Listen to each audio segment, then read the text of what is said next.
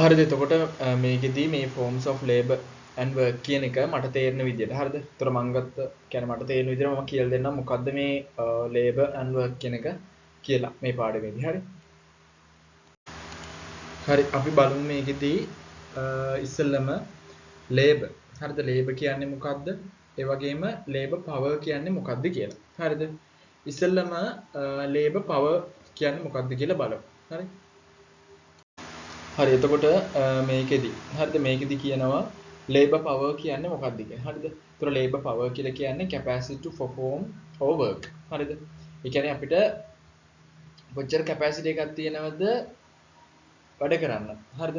කොහොමක් හරි රාජකාරියක් කරන්න, ඉටු කරන්න. හරිද? perform capacity to perform. හරිද? ඒක තමයි අපි කියන්නේ labor power කියලා. ඊට පස්සේ labor කියලා කියන්නේ use value of labor power. එහෙම නැත්නම් අපිට කියන්න පුළුවන් labor කියලා කියන්නේ labor power එකේ එකතුවයි motivation to work කියන එකේ එකතුවයි ඒ වගේම awareness of things around කියන එකේ එකතුවයි. හරිද? මෙන්න මේ තුනේ එකතුවට අපිට කියන්න පුළුවන් labor කියලා. හරිද?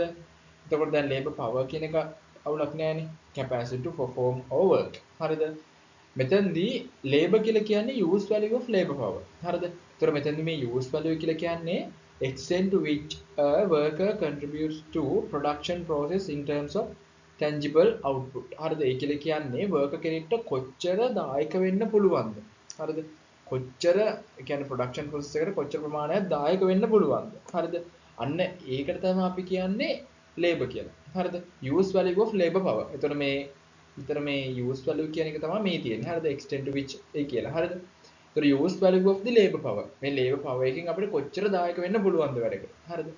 ඒකට අපි කියනවා labor කියලා. ඒ වගේම labor කියලා කියනවා labor power එකයි motivation to work එකයි awareness of things around කියන මෙන්න මේ තුන එකතුවට. හරිද? එතකොට labor power කියන්නේ මොකද්ද? capacity to perform a work. හරිද? අපිට capacity එක කොච්චර තියෙනවද?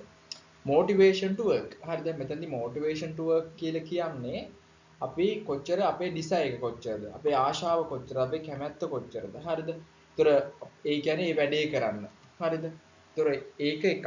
ඊට පස්සේ awareness of things around. ඒ කියලා කියන්නේ ඒ කියන්නේ ජොබ් එක හරිද මොකක් හරි ජොබ් එකක් සම්බන්ධයෙන් මොන වගේ policies ද තියෙන්නේ හරිද මොන වගේ rules ද regulations ද තියෙන්නේ හරිද ඒ පිළිබඳ දැනීම හරිද ඒතර ඔන්න ඔය තුනේ එකතුවට අපි කියනවා මොකක් කියලාද labor කියලා හරිද ඒතර labor power එකයි labor කියන්නේ මෙන්න මේ දෙක හරිද එකක් අපිට කියන්න පුළුවන් use value of the labor power නැත්නම් අපිට කියන්න පුළුවන් labor power එකයි motivation to work එකයි awareness of things around හරිද මෙන්න මේ තුනේ එකතුවට අපි කියන්න පුළුවන් labor කියලා.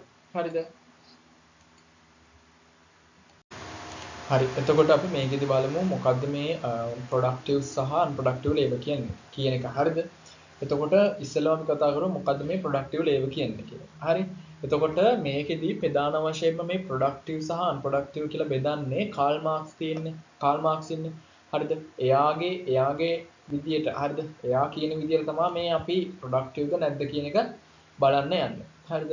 එතකොට මොකද්ද මේ productive labor හරිද productive labor කියන්නේ හරිද ඊට පස්සේ ඊට කලින් අපි දැනගන්න මොකද්ද මේ capitalist production කියන්නේ මොකද්ද ඊට පස්සේ මේ surplus value කියන්නේ මොකද්ද හරිද මෙන්න මේ ටික දැනගෙන ඉන්න ඕනේ හරිද ඒතර කොහොමද අපි තීරණය කරන්නේ labor හරිද ඒ දෙන labor එක productive ද unproductive ද කියන එක හරිද එතකොට මෙන්න මේ ටික පිළිබඳව ඒ කියන්නේ understanding එකක් ගන්න ඕන මෙන්න මේකේ අනුව හරිද ඉස්සෙල්ලම අපි බලමු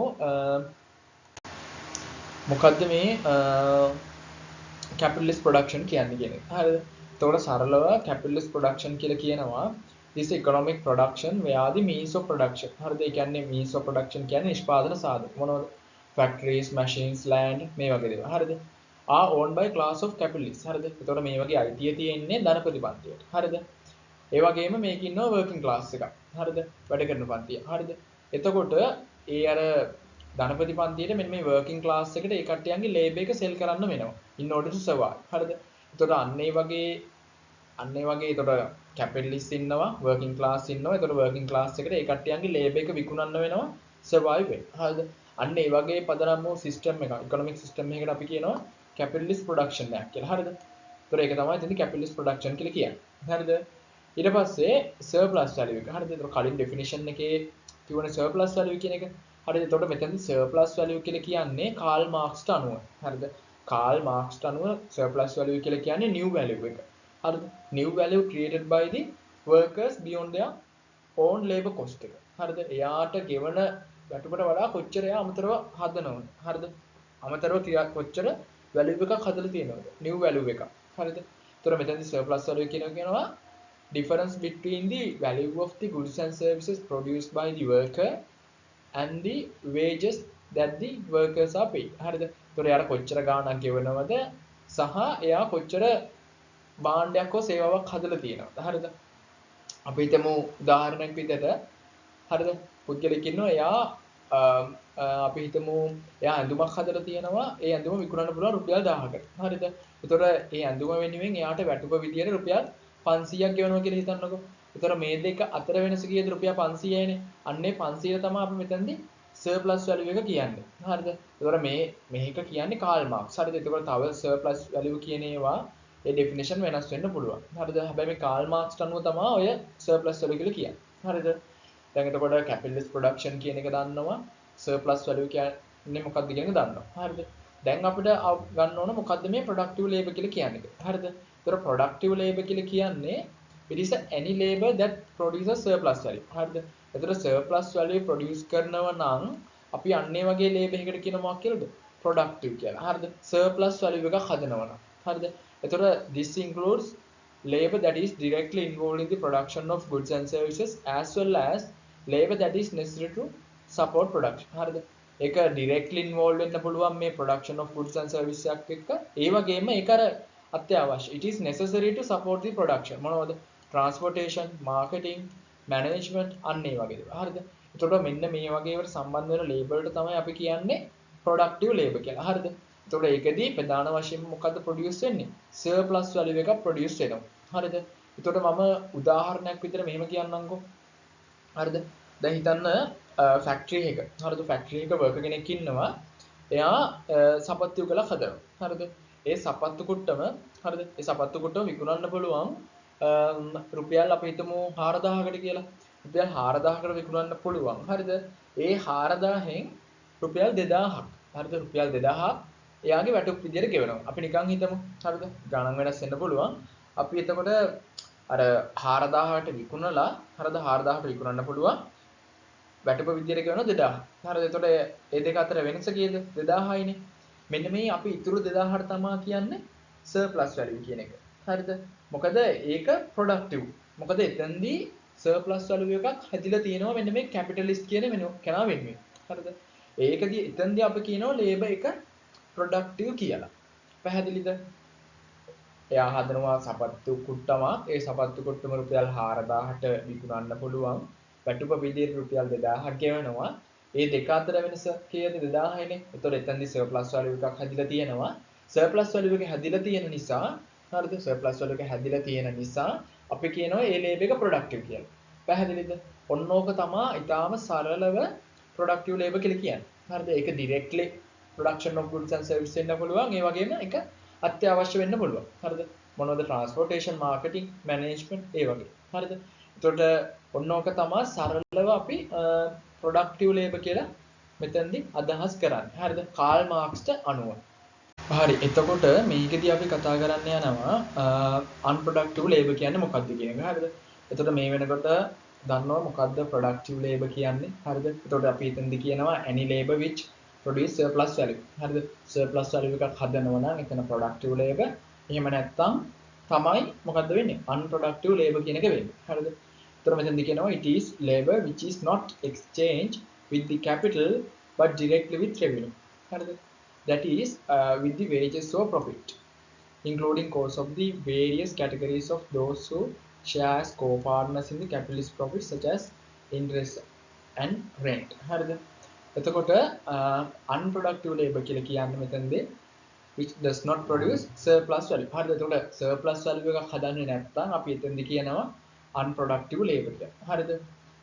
එතකොට මොකද්ද මේ කාල් මාක්ස් අනුව unproductive labor කියන එක මම ඊළඟ ස්ලයිඩ් එකෙන් තවදුරටත් පැහැදිලි කරන්නම්. හරි. එතකොට මේ ස්ලයිඩ් එකේ කියනවා unproductive labor is any labor that does not produce surplus value. හරිද? ඒ කියන්නේ surplus value එකක් හදන්නේ නැහැ. This includes labor that is used to produce personal services. Personal services for capitalist class. හරිද? capitalist කියන්නේ ධනපති වෙනුව හදන ධනපතියන් වෙනුවෙන් personal services. මොනවද personal services කියන්නේ?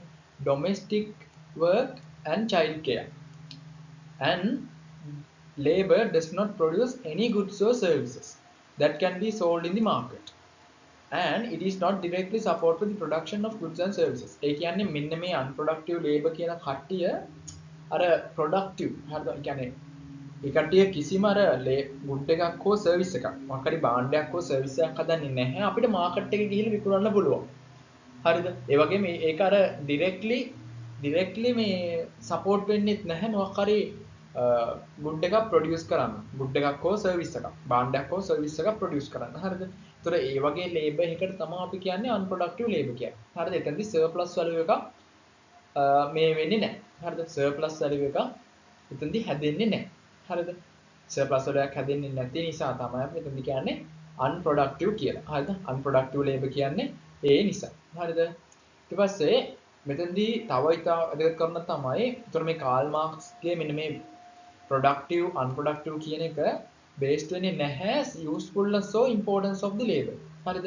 ඒක පදනම ඒක මත නෙමෙයි. ඒක නෙමෙයි base එක. හරිද?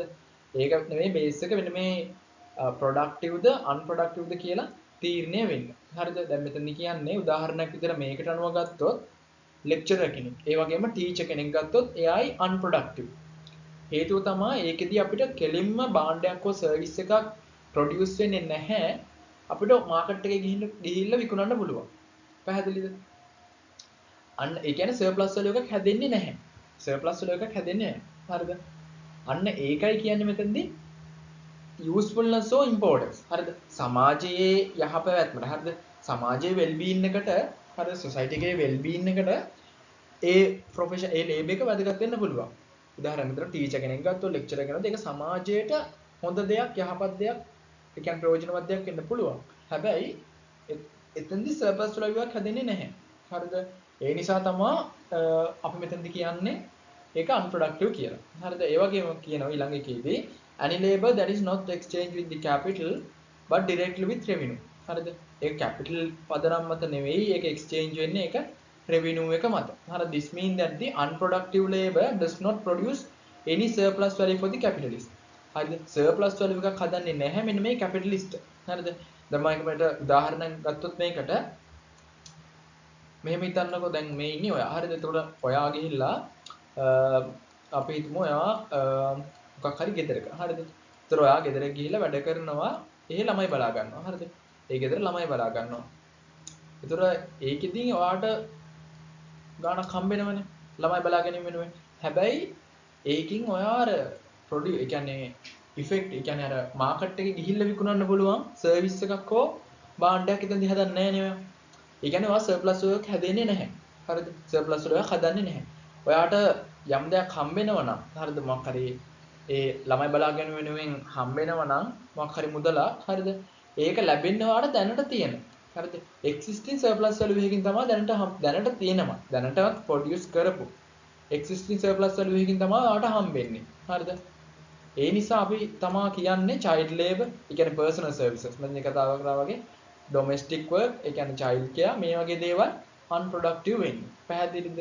ඒතකොට ඔන්න ඕක තමයි ප්‍රධාන වශයෙන්ම productive සහ unproductive labor කියලා කියන්නේ කාල් මාක්ස්ට අනුව. හරිද? ඊටාම සරලව. හරි. ඒතකොට ඔන්න ඕක තමයි productive unproductive කියලා බෙදා ගන්න තියෙන්නේ. surplus value එක මත තමයි base එක යන්නේ. හරිද? ඒක importance එක හෝ usefulness එක මත නෙවෙයි surplus value එකක් තියනවද නැද්ද කියන පදනම මත තමයි productive ද අපි unproductive ද කියලා තීරණය කරන්නේ. හරි එතකොට මේකෙදී මේ අපි කතා කරන්න යන්නේ මේ graph හරිද? graph කියන එක 1972 වල කොහොමද වෙන්නේ මේ capitalist qua හරිද? මෙතන මේ qua කියලා කියන්නේ ලතින් වර්ඩ් එකක් හරි? ලතින් වචනයක් හරි? ඒතර capitalist qua සහ capitalist qua consumer කියන්නේ මොකක්ද කියන එක හරිද? ඒතර මෙතනදී capitalist qua කියන එක අපි කියනවා productive කියලා. capitalist qua consumer කියන එක අපි කියනවා unproductive කියලා. හරිද? එතකොට මේක මම ඊළඟ ස්ලයිඩ් එකෙන් කතා කරන්නම්. මොකද්ද මේ capital square consumer කියන්නේ කියන එක. කොහොමද මේක productive වෙන්නේ මේක කොහොමද unproductive වෙන්නේ කියන එක. හරි. එතකොට මේකෙදි කියනවා දැන් capital square හරිද according to the අර Gulf 1972 එයා කියනවා capital square කියලා කියන්නේ the capitalist is only interested in purchasing labor power that can be used to create surplus value. හරිද එතකොට මෙතනදී මේ capitalist කැමති මොන වගේ කට්ටිය ගන්නද? ඒ කට්ටිය කැමති මෙන්න මේ purchase කරන්න labor මොන වගේ කට්ටියද? surplus value එක create කරනවා නම්. හරිද? මොකද this type of labor is productive because it produce surplus value. හරිද? එතකොට මේ surplus value එක ගන්න කැමති capitalist. හරිද? capitalist only interest. හරිද? is only interested in purchasing labor power used that can be used to create surplus value. හරිද? ඒ වගේ capitalist එක තමයි අපි කියන්නේ capitalist qua කියලා. හරිද? එතකොට මේ qua කියලා කියන්නේ ලතින් වචනයක්. හරිද? qua හරි මම දන්නේ හරිය ප්‍රොනවුන්ස් කරන විදිය කියා හරි මොකක් හරි හරි. එතකොට the capitalist qua consumer කියන්නේ හරිද? ඉති කියනවා on the other hand may purchases labor services for their direct use value. හරිද? මොකද්ද මේ direct use value කියන්නේ? හරිද? direct use value කියන්නේ මේ වගේ දේවල්. හරිද? this include labor services, cooking, cleaning, child care ඒ වගේ ඒවා. හරිද? ඒතොර ඒ වගේ direct use value එක ගන්න විතරක් නා. හරිද? ඒ වගේ ඒවට අපි කියනවා capitalist qua consumer කියලා. හරිද? එතකොට මේ වගේ labor unproductive because it does not produce any surplus value. හරිද? surplus value එකක් හදන්නේ නැති නිසා අපි ඒකට කියනවා මොකක් කියලාද? unproductive. හරිද? capitalist qua consumer. පැහැදිලිද? ඒතර ඔය දෙක තමයි Gulf හරිද? Gulf 1972 වල capitalist qua සහ capitalist qua consumer කියලා බෙදුවේ. හරිද? හරි එතකොට දැන් දන්නවා මොකක්ද unproductive labor කියන එක. හරිද? එතකොට මේතෙන්දී කතා කරනවා මොනවද examples කියන එක. හරිද? ඒතර unproductive labor කියලා කියන්නේ අපි surplus value එකක්. හරිද? surplus value එකක් හදන්න නැත්නම් අපි එතෙන්දී කියනවා ඒක unproductive කියලා. හරිද? ඒතර ඒකට examples පළවෙනි තමයි housework. හරිද? ගෙවල් වල වැඩ. ඊට පස්සේ self sufficient and peasant households. හරිද? ඒතර මේව තේරෙනවා මේ housework කියන්නේ ගෙදර ගෙවල් වල වැඩ කරන වැඩ. ඊට පස්සේ self-sufficient peasant households. හරිද? ඊට පස්සේ labor of domestic servants, cooks, drivers, gardeners ඒ වගේ දේවල්. හරිද?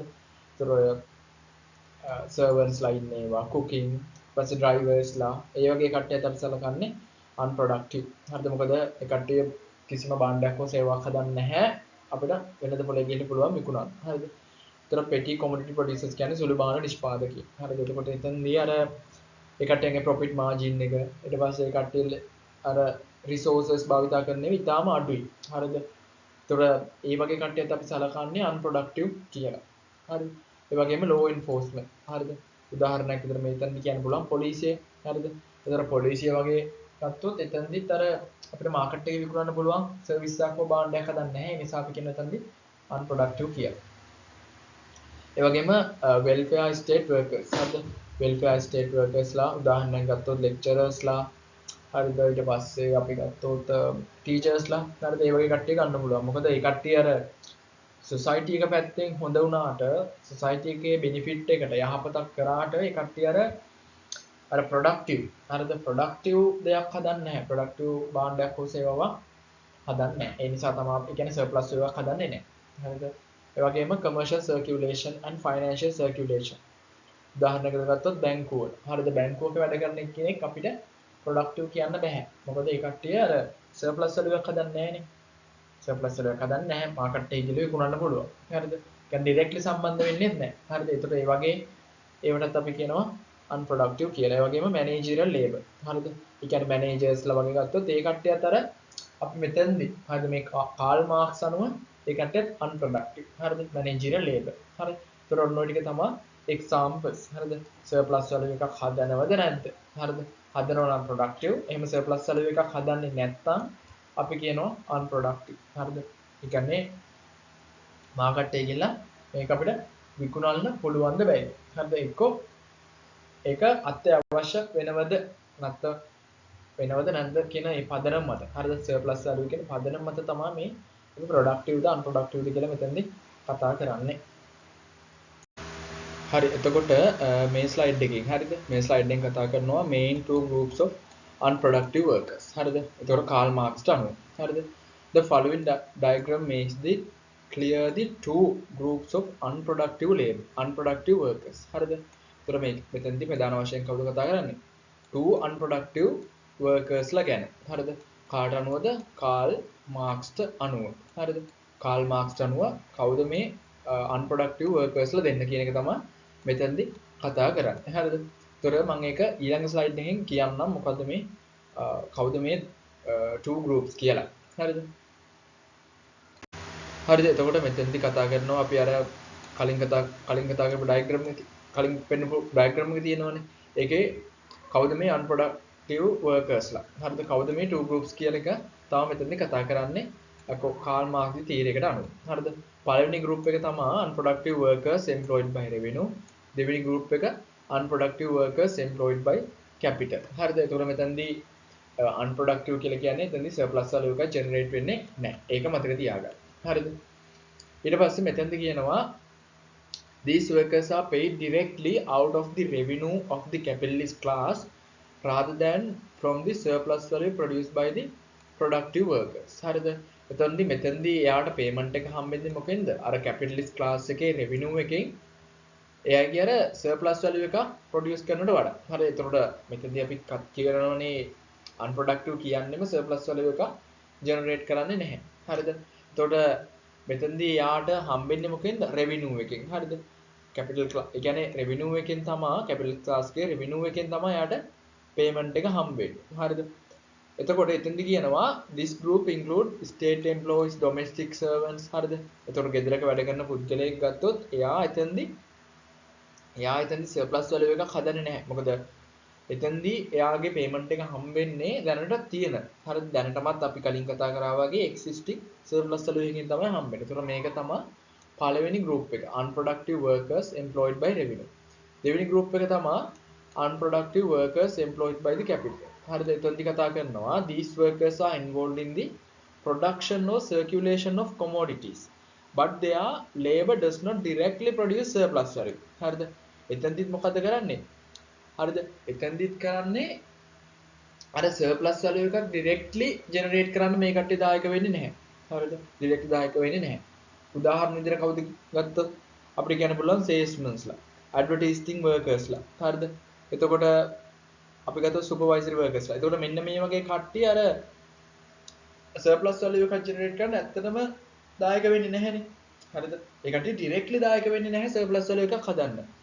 හැබැයි කට්ටියට payment එක හම්බෙන්නේ මොකද? capital එකෙන්. අතන්දි revenue එකෙන්නේ. මෙතෙන්දි capital එකෙන්. හරිද? හැබැයි ඒ කට්ටිය අර does not directly produce surplus value. හරිද?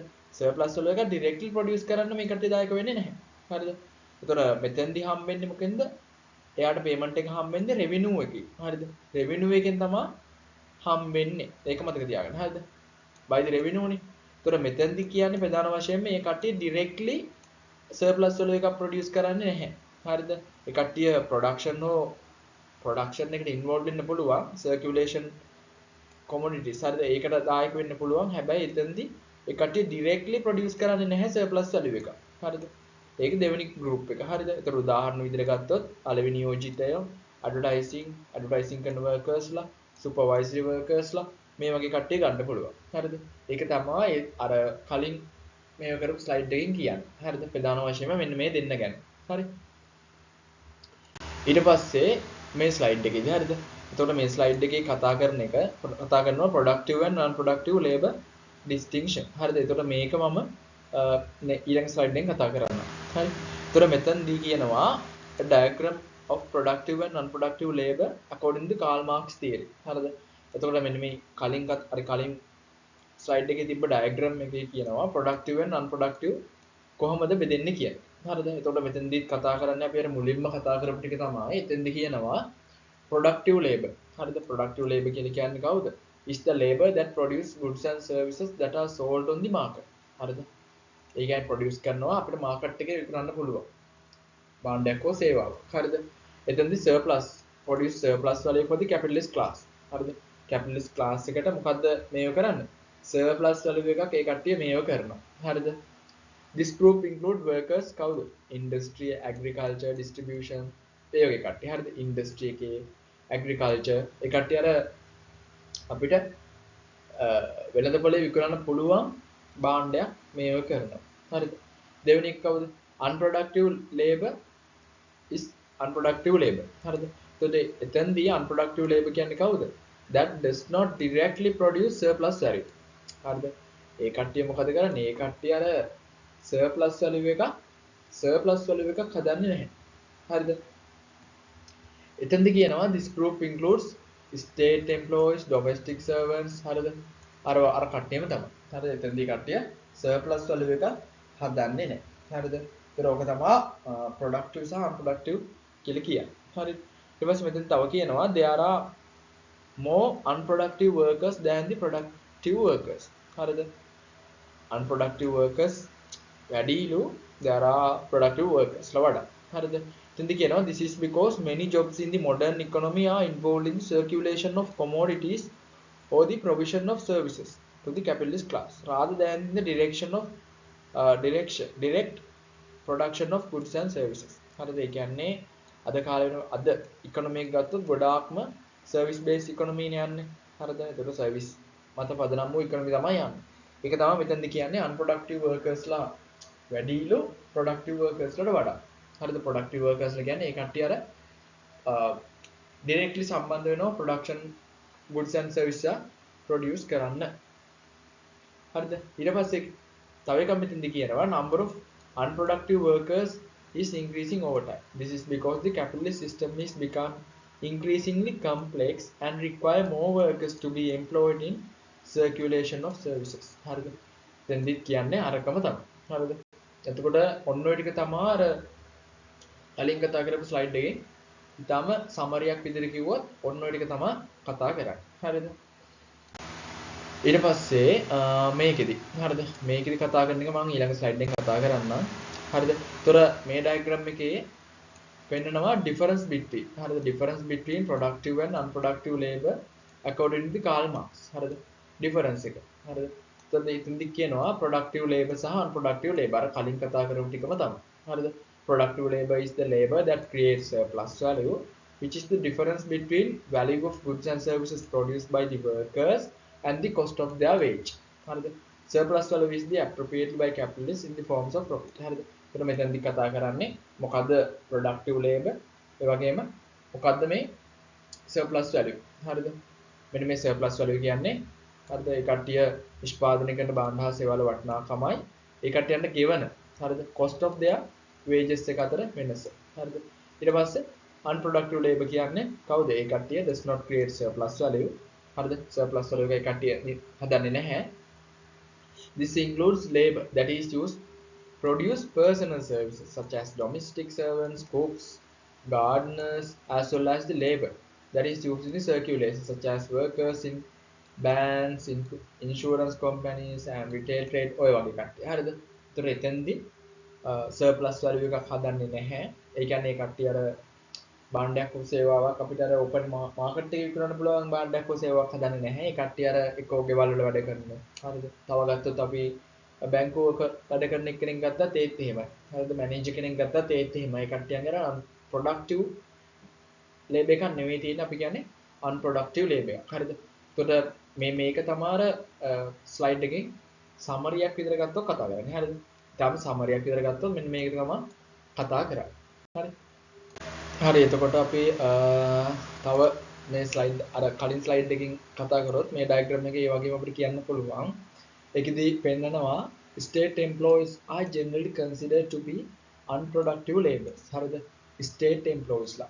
උදාහරණ ගත්තොත් teachers ලා. හරිද? ඒ කට්ටිය ගන්න පුළුවන්.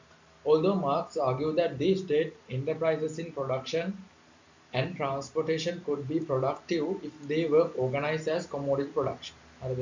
ඒකල කියන්නේ මේ අර transportation වගේ දේවල්. හරිද? ඒ වගේ දේවල් productive වෙන්න පුළුවන්ලු ඒව අර organized as commodity production. හරිද? ඒවා commodity production වෙනුවෙන්ම මේව කරනවා නම් ඒක සමහර විට අපිට productive විදිහට සලකන්න පුළුවන් කියලා තමයි කියන්නේ. හරිද? ඒ වගේම මාක්ස් කියනවා Marx's distinction between the productive and unproductive labor is not based on the social usefulness of different types of the labor. All labor is socially useful in some way. Rather than Marx's distinction is based on the role that different types of labor play in capitalist system. හරිද? එතකොට මෙතෙන්දි කියලා කියන්නේ මේකදි කියන්නේ අර Marx කියන එකනා අර ඒ කියන්නේ ලේබර් එකේ තියෙන වැදගත්කම හරිද වැදගත්කම පදනම්ම නෙමෙයි මේක බෙදුවේ. හරිද ප්‍රොඩක්ටිව්ද අන්ප්‍රොඩක්ටිව්ද කියන එක එයා මේක ප්‍රධාන වශයෙන්ම බෙදුවේ මොකක් මතද? එයාගේ රෝල් එක අනුව මෙන්න මේ කැපිටලිස්ට් සිස්ටම් එකේ. හරිද? කැපිටලිස්ට් සිස්ටම් එකේ කොච්චර එයාගේ රෝල් එක තියෙනවද? එයාගේ රෝල් එක තුලින් සර්ප්ලස් වැලියු එක ප්‍රොඩියුස් වෙනවද නැද්ද කියන පදනම මත තමයි මෙන්න මේ බෙදීම යන්නේ කියලා තමයි මේකෙන් කතා කරන්නේ. හරිද? ඊට පස්සේ අවසාන එකේ කියනවා productive labor is essential for capitalist system to function. හරිද? එතකොට මේ productive labor කියන එක අත්‍යවශ්‍ය වෙන මේ capitalist system එක දුවන්න. හරිද? capitalist system එක ඒ කියන්නේ හරියට ඒක රන් වෙන්න ඕන නම් මෙන්න මේ productive labor කියන එක ඕන කියලා තමයි කියන්නේ. හරිද? essential. Because it is the source of surplus value, which is the driving force of capitalist accumulation. හරිද? capitalist accumulation එකේ driving force එක වෙන්නේ මෙන්න මේ surplus value කියලා කියන්නේ. හරිද? Unproductive labor, on the other hand, it is not essential for capitalist system to function, but it is still tolerated by capitalists because it provides them with the personal services or helps to the circulate their commodities. හරිද? එතකොට මෙන්න මෙයා මෙතෙන්දි කතා කරනවා අපිට productive labor තමයි මේ capitalist system එකට ඉතාම වැදගත් වෙන්නේ. හැබැයි එහෙම කියලා අපි unproductive labor කියන එක අපිට neglect කරන්න නැත්නම් නොසලකා හරින්න බෑ. හරිද? මොකද ඒකත් උදව් වෙනවා කියලා තමයි කියන්නේ. හරිද? Because it provides personal services or the helps. හරිද? උදව්වක් වෙන්න පුළුවන් to circulate their commodities. හරිද? එතකොට අපිට කියන්න බෑ unproductive හැම වෙලේම ඕන් නැහැ කියලා මේ capitalist system එකට කියන්න බෑ. මොකද ඒක උදව් වෙන්න පුළුවන්. හරිද? ඒක උදව් වෙන්න පුළුවන්. හරි? ඒක තමයි ඒ ටිකෙන් කතා කරන්නේ. හරිද? හරිද? එතකොට මේ පාර්ට් එකේදී අපි කතා කරමු මොකද්ද මේ Fordism to post-Fordism and tertiarization of social production කියන එක. හරිද? එතකොට ඒකෙදී ඉස්සෙල්ලම හරිද? මොකද්ද මේ Fordism කියන්නේ කියන එක බලමු. හරිද? එතකොට මෙතෙන්දී Fordism කියලා කියන්නේ system of mass production. හරිද? This is a mass production that were developed by Henry Ford in the early 20th century. It is characterized by use of assembly line, standardized parts and unskilled labor. හරිද? Fordism was very successful in increasing productivity and lowering cost. හරිද? ඒ වගේම කියනවා information and communication were not taken into account, laborers were not intellectual. හරිද? එතකොට මෙන්න මේ Fordism හරිද? මෙන්න මේ Fordism කියන්නේ මොකද්ද? මෙන්න මේ Fordism කියන යුගයේ ඊරා එකේදී මොකද්ද උනේ? එතෙන්දී mass production ඇති වුණා. හරිද? mass production කියන ඒවා පටන් ගත්තේ මෙන්න මේ කාලෙදී. හරිද? ඒ වගේම මේකෙදී මොකක්ද තිබ්බේ? assembly lines කියන ඒවා use කරා. හරිද? එතකොට ගොඩාක් මෙන්න මේ assembly lines කියන ඒවා use කරේ මේ කාලෙදී. හරිද? ඒ වගේම මෙතෙන්දී අර information සහ communication. හරිද? information communication කියන ඒවා අර information. හරිද? information කියන ඒවා එච්චරට ලොකුවට concern උන්නේ නැහැ. ලොකු වැදගත්කමක් දුන්නේ නැහැ. ඒ වගේම මිනිස්සුන්ට හරිද laborers were not intellectual. හරිද? ඒ කියන්නේ මිනිස්සුන්ගේ මෙන්න මේ intellectual capacity එක. හරිද? ඒ කට්ටියන්ට හිතන්න පුළුවන් කියන එක. හරිද? ඒ කට්ටියන්ට ඒ කියන්නේ අතරම machines වගේ තමයි ඒ කාලේ සැලකුවේ. හරිද? මොකද ඒ කට්ටියන්ගේ intellectual capacity එකක් තියෙනවා කියලා සැලකුවේ නැහැ. හරිද? ඒක තමයි මෙන්න මේ Fordism කාලේ මේ Fordism කියන මෙන්න මේ ඊරා එකේ කතා කරන්නේ. හරිද? ඒක තමයි මෙතෙන්දී උනේ. හරි. ඒතර ඔක්කොම දේවල් I can අර ඉතාලම කියන්නේ laborers-ලා intellectual එකක් නැහැ කියලා ප්‍රධාන වශයෙන්ම සැලකුවා. ඒ වගේම information සහ communication කියන ඒවට එච්චර ලොකු ඒ කියන්නේ ලොකු big role එකක් එතනදී play කරේ නැහැ. හරිද? ඒ තමයි මේ Fordism කියන කාලෙදී උනේ ඊරාකේදී උනේ. හරිද? දෙවෙනි එක තමයි post Fordism කියන්නේ. හරිද? එතකොට එතෙන්දී කියනවා it is a system of production that emerged in the late 20th century in response to the problems of Fordism. හරිද? It is characteristic by flexible production, customized products and skilled labor. Also, post-Fordism has been able to increase the productivity and profitability, especially TPS, Toyota Production System. Laborers were much more intellectual.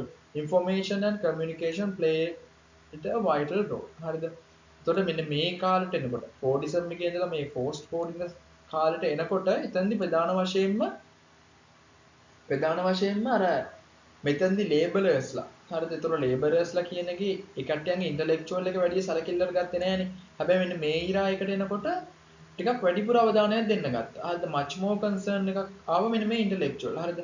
අපිට මෙන්න මේ ලේබලර්ස් යොදා ගන්න පුළුවන් කියන. හරිද? ඒ කට්ටියගේ thinking ability එක යොදා ගන්න පුළුවන් කියන එක හරිද? පුළුවන් කියන එකට අයිඩියා එකක් ආවා. මේ TPS කියන්නේ Toyota හරිද? Toyota production system නැත්නම් Toyota manufacturing system කියන එක. හරිද? එතකොට එතෙන්දි ඒ කට්ටිය යොදාගත්ත මොකද්ද? Kaizen කියන එක. මතකයිද දන්නේ අර මේ විකෙත් ඉගෙනුවේ.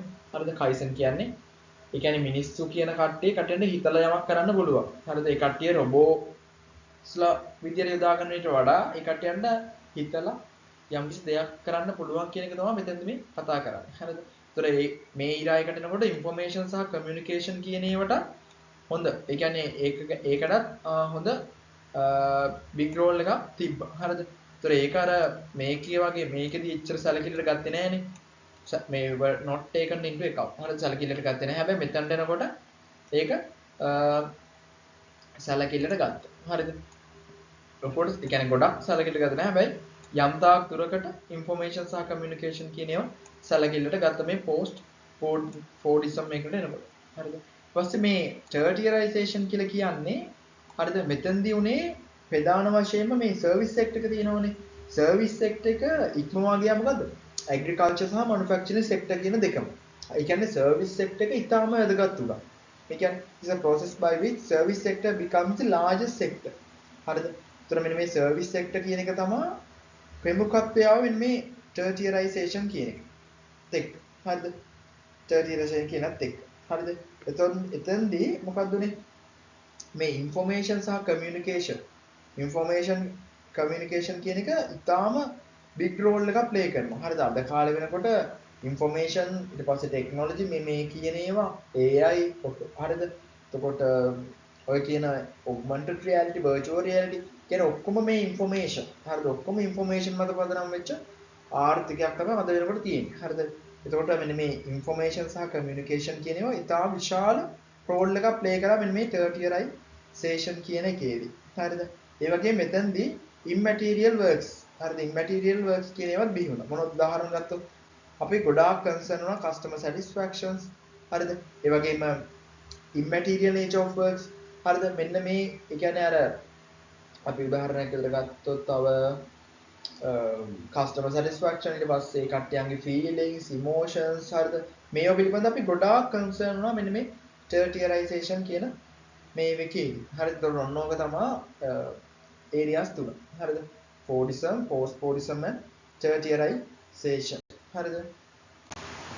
ඊට පස්සේ මේ ස්ලයිඩ් එකේදී කතා කරනවා මොකද්ද මේ immaterial labor කියන්නේ කියන එක. හරිද? ඒතර මෙතන points තුනක් කතා කරනවා. හරි. එතකොට මොකද්ද මේ immaterial labor කියන්නේ කියන එක ඉස්සෙල්ලා දැනගන්න. හරිද? මම ඒක ඊළඟ ස්ලයිඩ් එකෙන් කතා කරන්නේ. හරිද? එතකොට දැන් ඉස්සෙල්ලම මේ කතා කරන කලින් හරිද immaterial labor. හරිද?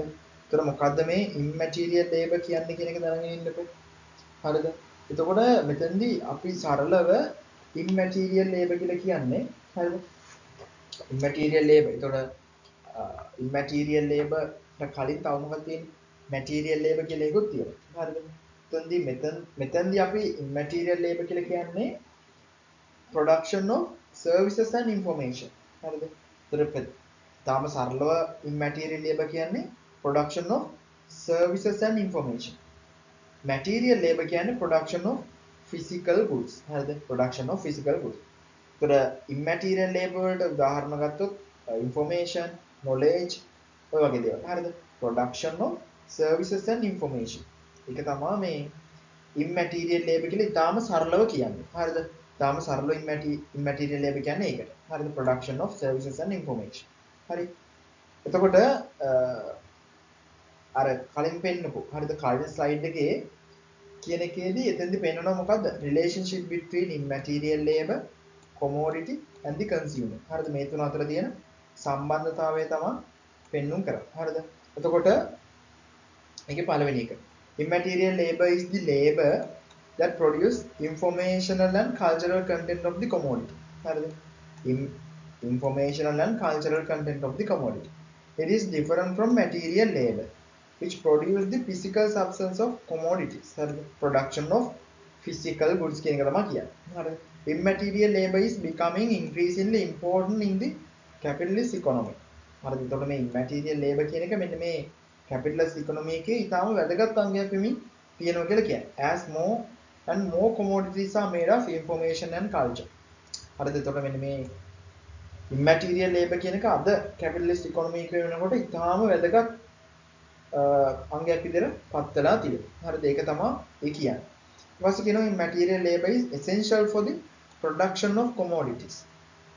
හරිද? ඒතර immaterial labor කියන එක මෙන්න මේ අද වෙනවා. හරිද? it is essential වෙලා තියෙනවා මෙන්න මේ commodities හදන්න. හරිද? This also essential for consumption of commodities. This is because immaterial labor produce the needs, desires and taste of the consumers. හරිද? ඒතර මෙන්න මේ immaterial labor කියන ඒවා මොකක්ද වෙලා තියෙන්නේ? ඒක produce කරනවලු needs, desires, taste of the consumers. හරිද? මෙන්න මේ වගේ ඒකට තමයි අපි කියන්නේ මොකක් කියලාද? immaterial labor කියලා අර slide එකේ කතා කරන්නේ. හරිද? ඒතර මම මේකට example එකක් කියන්නම් මේ ටික ඔක්කොම තේරුම් ගන්න. හරිද? එතකොට මෙතනදි කතා කරනවා for example the advertising industry uses immaterial labor to create images and messages that make people want to buy certain products. හරිද? certain products. ඒ කියන්නේ අර මොකද්ද කරන්නේ? ඒ කියන්නේ මේ කවුද මෙතනදී ඇඩ්වර්ටයිසිං ඉන්ඩස්ට්‍රි කියන්නේ ඇඩ්වර්ටයිස්ලා ඒ කට්ටිය හදනවා හරිද ඒ කට්ටිය මැසේජ් කට්ටිය එක්ක ඉමේජ් එකක් එක්ක මැසේජ් එකක් හදනවා ඒකෙන් අර මිනිස්සුන්ට හිතෙනවා මේක ගන්න හරිද මේක ගන්න හිතෙනවා හරිද මේ ප්‍රොඩක්ට් එක අරන් බලන්න හිතෙනවා හරිද අන්න ඒ වගේ ඇඩ්වර්ටයිසිං හදනවා ඒක තමයි මේ කතා කරන්නේ හරිද ඒතොර අන්න ඒ වගේ දේවල් immaterial labor හරිද ඒ වගේම the entertainment industry uses immaterial labor to create movies. Immaterial labor to create movies, TV shows, music that people enjoy, and the education system uses immaterial labor to teach people the skills and the knowledge they need to participate in the economy. හරිද? එතකොට ඔන්න ඔය වගේ එකක් තමයි අපි කියන්නේ immaterial labor කියලා. හරිද? එතකොට මේ slide එකේ තියෙන්නේ ඒ ටික තමයි කතා කරලා තියෙන්නේ. හරිද? එතකොට මේ slide එක කියවම තේරුම් ගන්න පුළුවන් මොකද්ද මේ කියන්නේ කියන එක. හරිද? මේ ඒ නිසා මම ලොකුවට පැහැදිලි කරන්න යන්නේ නැහැ. හරි? මේ ස්ලයිඩ් එකක් කියවම මේක තේරෙනවනේ. එතකොට immaterial labor කියන්නේ ඔන්න වගේ දෙයක්. ඒ නිසා මම ලොකුවට පැහැදිලි කරන්න යන්නේ නැහැ මේ ටික. හොඳයි. හරිද? එතකොට මේ ස්ලයිඩ් එකේදී කතා කරනවා ප්‍රධාන වශයෙන්ම immaterial labor දෙකක්. හරිද? ඒක තමයි informational labor සහ අනිත් එක cultural labor. හරිද? cultural forms of production. හරිද? ඒතර මම මේකයි මෙන්න මේකේ කියන එකයි සරලව ඊළඟ ස්ලයිඩ් එකෙන් කතා කරලා දැන් කතා කරන්නේ. හරිද? එතකොට immaterial labor දෙකක් තියෙනවා. එකක් තමයි informational labor අනිත් එක තමයි cultural labor. හරිද? එතකොට මේක අර පළවෙනි මේකෙන් තමයි ගත්තේ. හරිද? පළවෙනි definition එකක් තියෙන්නේ. ඒකෙන් තමයි මේ දෙක ගත්තේ. හරිද? එතකොට ඒකේ informational labor කියන එක involved වෙන්නේ මොකක් එක්කද? Use of cybernetics and computer controls to produce information and knowledge. හරිද? මේ cybernetics සහ computer control කියන මේ යොදා ගන්නවා මොකක් කරන්නද? information සහ knowledge produce කරන්න. හරිද? ඒතර මේ cybernetics කියලා කියන්නේ අපි ඊටම සරලව cybernetics කියලා ගත්තොත් automatic devices. හරිද? automated devices. හරිද? automated devices වලට තමයි අපි කියන්නේ සරලව. හරිද? cybernetics කියලා කියන්නේ ඒ වගේ. හරිද? automatic control devices. හරිද? ඒවට තමයි අපි cybernetics කියලා කියන්නේ. හරිද? computer controls to produce information and knowledge. හරිද? These include jobs මොන වගේවද? software development, data analytics, web design මේ වගේ jobs දෙන්නේ මෙන්න මේ informational labor. හරිද? ඒතරින් material labor වල කොටස් දෙකයි. එකක් informational labor අනිත් එක cultural labor. හරිද? ඒතර cultural labor කියලා කියන්නේ production of non-material goods. non-material goods මොන වගේවද? fashion, music, art, advertising ඒ වගේ දේ. හරිද? non-material goods නේ. ඒ වගේම කියනවා the kinds of activities involved in defining and fixing cultural and artistic standards, fashion, taste, consumer norms මේ වගේ දේ. හරිද? ඒතර ඒ වගේ එකට තමයි අපි කියන්නේ cultural labor කියලා. හරිද? ඒ වගේම මේක තමයි පළවෙනි අර කලින් ස්ලයිඩ් එකේ තිබුණු පළවෙනි සෙන්ටෙන්ස් එකෙන් කියන්නේ මේක. හරිද? ඊට පස්සේ දෙවෙනි එකෙන් කතා කරන්නේ මේක ගැන. හරිද? එතනදි කියනවා knowledge and the information are the hard core. හරිද? මෙතන core කියන්නේ හරය කියන එකනේ. core කියන්නේ හරයට. හරිද? ඒක ගැඹුරු හරයක් තියෙනවා කියලා තමයි මේ කියන්නේ. හරිද? knowledge and information are the hard core of immaterial labor is significant. හරිද? ඒතර මේ immaterial labor කියන එක hard core. හරිද? It suggests that the immaterial labor is becoming increasingly important in the global economy. මේ immaterial labor කියන එක ඉතාම වැදගත් දෙයක් වෙමින් පවතිනවා කියලා තමයි මේ කියන්නේ global economy. හරිද? හේතුව තමයි ගොඩක් jobs. හරිද? Jobs shift from production of physical goods to the production of information and cultural content. හරිද? එතකොට මෙන්න මේ physical කියන්නේ physical goods වල ඉඳලා ගොඩාක් ඒවා දැන් යන්න හදලා මෙන්න මේ information and cultural content එකට. හරිද? මේක කතා කරා වගේ informational labor ඒ වගේම cultural labor. හරිද? ඒතකොට physical goods වල ඉඳලා ගොඩාක් යන්නේ මෙන්න මේ information and cultural content එකට තමා අද කාලේ වෙනකොට ලොකු ට්‍රෙන්ඩ් එකක් තියෙන්නේ කියලා මේ කතා කරන්නේ. හරිද? ඒ කියන්නේ immaterial labor කියන එක අද කාලේ වෙනකොට ඉතාම වැදගත් අංගයක් වෙමින් තියෙනවා කියලා තමයි මේ ස්ලයිඩ් එකේදී කතා කරන්නේ. හරිද? එතකොට මේකෙදි හරිද? hegemony of immaterial labor. the immaterial labor කියන එක තමයි මෙච්චරලා කතා කරේ. මේ hegemony කියන එක කතා කරන්නේ මෙන්න මේකේ කියන්නේ බලය. hegemony කියන්නේ අපි සරලව සිංහලෙන් කියනවා තම බලවත් භාවය. හරිද? අධික බලයක් තියෙනවා hegemony එකක් කියලා කියනවා. හරිද? එතකොට මෙන්න මේ immaterial labor කියන එක කොහොමද මේ අනිත් sectors වලටත් ගිහිල්ලා තියෙන්නේ. හරිද? agriculture වලට, industrial වලට, ඊට පස්සේ service sector එක කොහොමද මේ immaterial labor මේ වෙලා තියෙන්නේ. හරිද? කියන එක තමයි මේකෙදි කතා කරන්නේ. හරිද? ඒතර මම ඊළඟ slide එකෙන් කතා කරන්නම් මොකද්ද මේ hegemony of immaterial labor කියන්නේ කොහොමද ඒක අනිත් මේ agriculture එකට, industrial වලට, ඊට පස්සේ service sector එකට කොහොමද මේ වෙලා තියෙන්නේ කියන එක. හරිද? හරිද? ඒක මෙතනදී hegemony. හරිද? ඒතොර hegemony of immaterial labor කියන්නේ මොකක්ද කියන එක ඉස්සෙල්ලා බලමු. හරිද? ඒතොර එතනදී කතා කරනවා dominance of non-physical labor in the global economy. This is due to the increasing importance of information, knowledge, culture in the production of goods and services. හරිද? ඒතොර මේ hegemony of immaterial labor කියලා කියන්නේ අද කාලෙ වෙනකොට ඒ කියන්නේ මේ information, knowledge කියන එකේ importance එක වැඩි වෙමින් තියෙනවා. හරිද? එතකොට අර immaterial labor එකට තියෙන වැදගත්කම, වටිනාකම වැඩි වෙලා තියෙනවා. හරිද? ඒක තමයි මෙතනදී hegemony කියලා කියන්නේ. හරිද? dominance of non physical labor in the global economy. හරිද? global economy එක ඊටාම සුවිශේෂී තනක් විදිහට පත් වෙලා තියෙනවා. හරිද? ඒක තමයි කියන්නේ අපි hegemony of immaterial labor කියලා. හරිද? dominance of non physical labor in the global economy. හරිද? මොකද මේ information knowledge කියන මේ වැදගත්කමත් එක්ක මෙන්න මේ භාණ්ඩ හෝ සේවාවන් නිෂ්පාදනය කිරීමයි. හරිද? එතකොට ඒකෙදි ප්‍රධාන වශයෙන්ම slide තුන points තුනක් තිබ්බා. pleasant and agricultural work, ඊට පස්සේ industrial works and service sector එකේදී කොහොමද මෙන්න මේ immaterial labor කියන ඒවා වැදගත් වෙන්නේ. හරිද? පළවෙනි ගත්තොත් peasantry and agricultural work එකේදී හරිද? එතකොට දැන් ඕනනම් farmers ලට හරිද? farmers ලට යොදා ගන්න පුළුවන් technology එක and data analytics to manage their crops. හරිද? අපි කොයි කාලෙද පොර දාන්න ඕන? හරිද? කොයි කාලෙද පොර දාන්න, කොයි කාලෙද වතුර දාන්න ඕන? ඒ වගේ ඒ වගේම කොච්චර අර ඒ කියන්නේ දැනට කොච්චර අපේ crops හරිද? අපේ මොනවද කියන්නේ අපේ crops කොච්චර වර්ධනය වෙලා තියෙනවද? හරිද? මේ ඔක්කොම දේවල් පිළිබඳව අපිට data analytics කරන්න පුළුවන්. හරිද? මෙන්න මේ new හරිද? අලුත් තාක්ෂණය, අලුත් දැනුමත් එක්ක තියෙන information උත් එක්ක. හරිද? ඒතර අන්න ඒක ඒ කියන්නේ අර agriculture sector එකටත් මෙන්න මේක බලපාලා තියෙනවා. හරිද? මෙන්න මේ immaterial labor කියන එක. හරිද? ඒක එකක්. අනිත් එක industrial workers ලට. හරිද? industry වල වැඩ කරන කට්ටියන්ට හැකි වෙලා තියෙන ඒ කට්ටියන්ට complex machinery and systems. ඊටාම complex සහ machines තාම කම්ප්ලෙක්ස් සහ මැෂින්ස් හද වෙනකොට ඉන්ඩස්ට්‍රි වල තියෙනවා. හරිද? ඒතර ඒවත් මෙන්න මේ ඉන්ෆෝමේෂන්. හරිද? මෙන්න ඉන්ෆෝමේෂන් මේ නොලෙජ් කියන එක මත තමා මෙන්න මේවා රන් කරන්න පුළුවන් වෙලා තියෙන්නේ. හරිද? ඒ නිසා මේක අපිට කියන්න පුළුවන් hegemony of immaterial labor. ඒ වගේම සර්විස් සෙක්ටර් එක අපි ගත්තොත්. හරිද? විශේෂයෙන්ම අලුත් ජොබ්ස් මේ වෙනකොට නිර්මාණය වෙලා තියෙනවා මෙන්න මේ ඉන්ෆෝමේෂන් ටෙක්නොලොජි එක නිසා. ඒ වගේම තියෙන ජොබ් නැති වෙනත් යනවා. ඔය AI වගේ නෙවෙයි නිසා.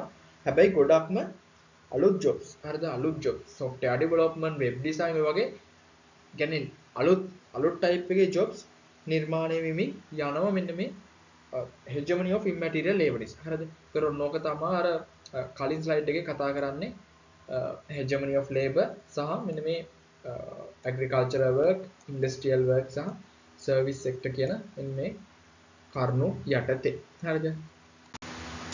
එතකොට මෙතනදී three types of immaterial labor තියෙන කතා කරනවා. හරිද? ඒතර පළවෙනි එක තමයි labor involved in the industrial production.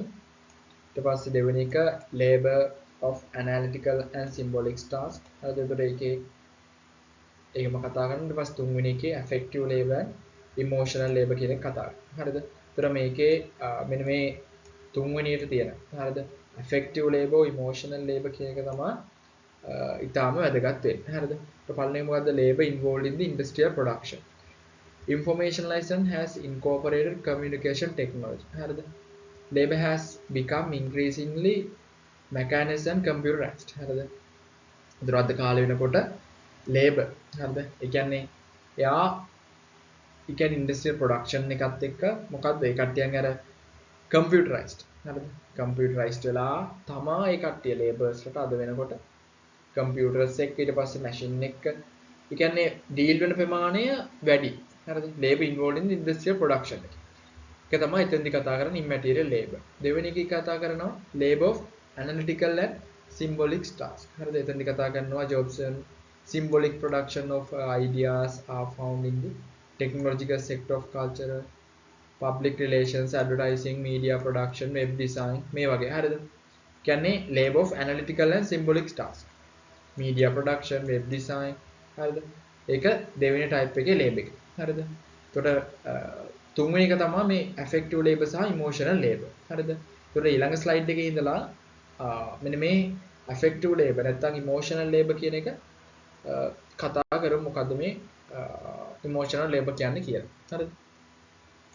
හරිද? එතකොට මොකද්ද emotional labor කතා කරන්න යන කලින් මේකෙදී immaterial. හරිද? immaterial labor කියන එක කොහොමද මෙන්න මේ labor exploitation කියන එක වඩා උග්‍ර කරන්නේ. හරිද? exacerbated කියන්නේ වඩා උග්‍ර කරන්නේ. වඩා බරපතල කරන්නේ කොහොමද කියලා බලමු. හරිද? එතකොට එතෙන්දී points තුනක් මෙතෙන්දී කතා කරනවා. මේ points තුන කියව ගන්න. හරිද? මම මේක සරල කරලා ඊළඟ slide එකෙන් කියලා දෙන්නම් මේ මොකද්ද කියන්නේ කියලා. හරිද? මේ ලොකුවට කියන්නේ කියලා මොකද්ද කියලා මම ඊළඟ slide එකෙන් කියන්නම්. හරි? එතකොට අර කලින් slide එකේ තිබ්බනේ immaterial labor can exacerbated labor exploitation in number of ways. හරිද? ඒතර මේ immaterial labor කියන එක මේ labor exploitation එක හරිද? ශ්‍රමයේ සූරාකෑම කියන එක තාම උග්‍ර කරන්න පුළුවන්. හරිද? තියෙන තත්ත්වයට වඩා උග්‍ර කරන්න පුළුවන් කියලා තමයි ඔය කියන්නේ. හරිද? ඒකෙදි පළවෙනි point එකේ කියනවා new forms of labor without defined working times but based on the targets. හරිද? ඒ කියන්නේ මෙහෙමයි දැන් මේ immaterial labor කියන කට්ටිය මොකද්ද? ඒ කට්ටිය services සහ information. ඒ කට්ටියගේ knowledge එක මතනේ labor එක දෙන්නේ. හරිද? දැන් එතෙන්දී පළවෙනි එක තමයි මෙන්න මේ ආකාර labor නිසා ඒ කට්ටියන්ට ඒ කියන්නේ working time එක ඔයා කොච්චර වැඩ කරන්න ඕනද කියන එක define කරන්නේ නැහැ. හැබැයි කට්ටියන්ගේ මේක තියෙන්නේ targets අනුව. හරිද? දැන් උදාහරණ කරගත්තොත් software engineer කෙනෙක්ට කියනවා ඔයා මෙන්න මේ software එක හදන්න ඕන. හරිද? software එක හදන්න ඕන දවස් දෙකක් ඇතුළත. හරිද? ඒතකොට එයා කොච්චර working time එකක් වැඩ කරන්න ඕනද? ඒව දාලා නැහැ. එයාගේ target එකට එයා වැඩ කරන්න ඕන. අපි හිතමු target එක එහෙම නැතුව එයාට software දෙකක්. හරිද? අපි හිතමු software දෙකක් හදන්න ඕන දවස් දෙකක් ඇතුළත. හරිද? දවස් දෙකක් ඇතුළත හදන්න ඕන. ඒතකොට එයාගේ working time එක දවසකට කොච්චර වැඩ කරන්න ඕනද? මේ software දෙක හෝ software එක හදන්න. හරිද? අන්න ඒක define වෙන්නේ නැහැ. හරිද? ඒකෙන් labor exploitation එක වෙන්න පුළුවන්. third party contracts and subcontracts. හරිද? සමහර විට මෙන්න මේ labor දන්නේ නැහැ එයා වැඩ කරන්නේ company එක වෙනුවෙන්ද නැත්නම් වෙන company එකක් වෙනුවෙන්ද? හරිද? එයා මේ software එක හදන වෙන මොකක් හරි company එකක් වෙනුවෙන්ද? එයා මේ software එක හැදුවත් එයාට ඒ company එකෙන් අදාළ benefits හෝ මොකක් හරි wage එකක් හම්බ වෙයිද? හරිද? ඒව ගැන දන්නේ නැහැ. හරිද? එතකොට ඒ පදනම මත මොකද්ද වෙන්න පුළුවන්? මේ labor exploitation එක වෙන්න පුළුවන්. හරිද? third party contracts එක මත. or subcontract එක මත. හරිද? ඒ වගේම growing work intensity and workload එක. හරිද? ඒ කියන්නේ ගොඩාක් workload එක වැඩි. හරිද? ඒ කියන්නේ කරගන්න බැරි තරමට වැඩ. හරිද? මොකද information මේවත් එක්ක ඒ තරම් වැඩ. හරිද? workload එක ඉතාම වැඩි වෙන්න පුළුවන්. හරිද? ඒක මත මේ labor exploitation වෙන්න පුළුවන්. අනිත් එක තමයි increase stress, hypertension and high staff turnover rates. හරිද? ස්ට්‍රෙස් එක වැඩි වෙන්න පුළුවන්, hypertension එක, ඒ වගේම labor turnover එක ගත්තොත් අපි ඒක ඉතාම ඉහළ මට්ටමක තියෙන්න පුළුවන් මෙන්න මේ කාරණා නිසා. හරිද? ඔන්න ඕව තමයි මෙන්න මේ ඒ කියන්නේ immaterial labor කොහොමද මෙන්න මේ labor exploitation එක ඒ කියන්නේ ඉතා උග්‍ර කරන්නේ. හරිද? ඔන්න ඔය points හතර තමයි අර කලින් slide එකේ toy ටික කතා කරන්නේ. හරිද? මෙතනදී මම points හතරක් විදියට ඒ කියන්නේ මෙන්න මේව තමයි වෙන්නේ කියන එක තමයි මෙතනදී කතා කරේ. හරිද? ඊට පස්සේ එතකොට මේකෙදි කතා කරනවා මොකද්ද මේ emotional labor කියන්නේ කියන එක. හරිද? එතකොට emotional labor, personality market, commercialization of emotions. හරිද? එතකොට මෙතනදී කියනවා emotional labor is defined as the induction or suppression of feeling in order to sustain an outward appearance that produces in others a sense of being cared for in a convivial safe place. හරිද? එතකොට මෙතෙන්දි මේ කියන්නේ මේ emotional labor කියන එක ඉතාම සරලව කිව්වොත්. හරිද? මේකෙදි කතා කරන emotional labor කියලා කියන්නේ හරිද? emotional labor is the work that people do manage their emotion in order to meet the expectation of their jobs. හරිද? එතකොට මෙතනදී emotional labor. හරිද? emotional labor කියන්නේ මේකෙදි ඒ කියන්නේ මේකේ වැඩ කරන කට්ටියන්ට හරිද? ඒ කියන්නේ සර්විස් සෙක්ටර් වල වැඩ කරන කට්ටියන්ට ඒ කට්ටියන්ගේ අර emotions හරිද? emotions manage කරගන්න වෙනවා. හරිද? emotions පාලනය කරගන්න වෙනවා ඒ කට්ටියන්ගේ අර job එක කරගන්න ඕන නම්. හරිද? ඒ කියන්නේ job එකෙන් බලාපොරොත්තු වෙන දේ හරියට නිවැරදිව කරගන්න ඕන නම් ඒ කට්ටියන්ගේ emotions හරිද? emotions පාලනය කරගන්න ඕන, manage කරගන්න ඕන. හරිද? ඒක තමයි මේ emotional labor කියලා කියන්නේ. හරිද? this එක work එකක්. ඒකෙදි මිනිස්සුන්ට ඒ කට්ටියන්ගේ emotions manage කරගන්න වෙනවා. ඒ කට්ටියන්ගේ expectation, job එකේ තියෙන expectation නම් ඒවා achieve කරගන්න නැත්නම් ළඟා කරගන්න. හරිද? මේකෙදි this can involve expressing emotions that they do not actually feel or suppressing emotions that they do feel. හරිද? එතකොට මේකෙදි ඇත්තටම ඒ කට්ටිය ඇත්තට මේ කට්ටියන්ගේ emotions එක තරහ වුණා සමහර විට ඒ කට්ටිය අපිත් එක්ක hina වෙලා හොඳින් කතා කරන්න වෙන්න පුළුවන්. හරිද? ඒ කට්ටියන්ගේ ඇත්ත emotions suppression. හරිද? ඉක්මවා යනවා. ඉක්මවා ගිහිල්ලා අර ඒ කියන්නේ අපි කියන්නේ අර ඇත්තට මේ අය තරහින් ඉන්නේ හැබැයි අපිත් එක්ක hina වෙලා ආදරෙන් කතා කරනවා. හරිද? ඒ වගේ අර ඒක තමයි මෙතෙන්දි කියන්නේ. හරිද? සමහර විට අපි හිතන්නකො lecturer කියලා. හරිද? lecturer අපිට උගන්වන්නේ හරිද? සතුටෙන් උගන්වනවා වෙන්න පුළුවන්. හැබැයි ඇත්තටම යාට තරහක් තියෙන පුළුවන්. ඒ කට්ටිය මොකද ළමයි කතා කරන්නේ නැහැ. හරිද? ප්‍රශ්න අහන්නේ නැහැ. ඒ නිසා ඇත්තටම යාට තරහක් තියෙන පුළුවන්. හැබැයි යා ඒක පෙන්නන්නේ නැහැ. ඇක්චුවලි යා මේක කරන්නේ නැහැ. මොකද එහෙම වුණොත් එයාගේ අර job එකේ තියෙන expectation. හරිද? එයාට ඒ job එකේ තියෙන අදාළ expectation achieve කරගන්න බෑ. එයා එහෙම කටයුතු කරොත්. හරිද? ඒ නිසා එයා අර emotions හරිද? emotion express කරද්දී එයා ඇත්තම actual තියෙන emotion සමහර විට හංගන්න පුළුවන්. හරිද? ඊට පස්සේ කියනවා emotional labor is often required in jobs that are involved in direct contact with customers or clients such as service workers, nurses and teachers. හරිද? ඒතර ඒකත් තමයි මෙන්න මේ නර්සස්ලා ටීචර්ස්ලා අපිට කියන්න පුළුවන්. හරිද? workersලා service workersලා අපිට කියන්න පුළුවන් මේ කට්ටිය තමයි මේ. ඒ කියන්නේ emotional labor කියන එක ගොඩක්ම ඕන වෙන්නේ. හරිද? මොකද මේ කට්ටිය direct contact එකක් තියාගන්නවා ඒ කට්ටියගේ customers එක්ක. ඒ ඒ වගේම clientsලා එක්ක. හරිද? ඒක තමයි මෙතෙන්දි කතා කරන්නේ. ඊට පස්සේ ඊළඟ එකේදී කතා කරනවා this label is immaterial. එතකොට මෙන්න මේ තියෙන මේක තියෙනවනේ. මේකේ සරලව කියන්නේ මෙන්න මේක. හරිද? මෙන්න මේ දීලා තියෙන මේකේ සරලව කියන්නේ මෙහෙම එකක්. හරිද? emotional labor is immaterial labor. හරිද? is immaterial because it does not produce any physical goods or service. හරිද? එතකොට emotional labor කියන්නේ ඒක immaterial. මොකද ඒකෙදී කිසිම අර අපිට physical goods or service එකක් හදන්න නැහැනේ. It produce intangible products. Intangible products තමයි හදන්නේ මොනවද? Feelings, well-being, satisfaction, excitement, passion මෙන්න මේ වගේ දේවල් අපිට ඒ කියන්නේ අර tangible දේවල් නෙමෙයි intangible දේවල් තමයි මේ emotional labor එකේදී produce වෙන්නේ කියලා කියන්නේ. හරිද? උදාහරණයක් විදිහට මේක දීලා තියෙනවා. A customer service representative may provide emotional labor by remaining calm and helpful when dealing with angry customer. හරිද? This does not produce any physical goods or service, but it can help customers to feel that their concerns are being taken seriously. හරිද? ඒ කියන්නේ දැන් මෙතනදි කියන්නේ හිතන්නකෝ ඔයා කතා කරනවා කියලා ඩයලොග් එකේ කස්ටමර් මේකට හරිද? කස්ටමර් මේකට කතා කරනවා. හරිද? එතකොට ඒකෙදි ඔයා තරහින් කතා කරත් හරිද? ඔයා ඇඟ්‍රි කස්ටමර් කෙනෙක් වුණාත් ඔයා හොඳින් කතා කරත් ඒ කට්ටියන්ගේ ඉමෝෂන් ඒ කට්ටිය කන්ට්‍රෝල් කරනවා ඔයාත් එක්ක ඊටාම නිහඬ ඒ කියන්නේ අර ඒ කට්ටිය උදව් වෙන විදියට ඒ වගේ මේ කට්ටිය සංසුන්ව ඔයත් එක්ක කතා කරනවා. හරිද? මොකද ඔයා ඇඟ්‍රි කස්ටමර් කෙනෙක් වුණා. මොකද ඒක යාගේ ජොබ් එක. හරිද? ඒක යාගේ ජොබ් එක. මොකද එයාට ඕන හෙල්ප් හරිද? මොකද එයාට ඕන කස්ටමර්ට උදව් කරන්න. හරිද? මොකද එයාට ඉමෝෂන්ස් දැනුණා. එයාට ඔයත් එක්ක තරහ වුණත් එයාගේ අර ජොබ් එක එක්ක එයාට ඔයත් එක්ක තරහින් හෝ එහෙම කතා කරන්න බෑ. හරිද? එතකොට ඒක එයා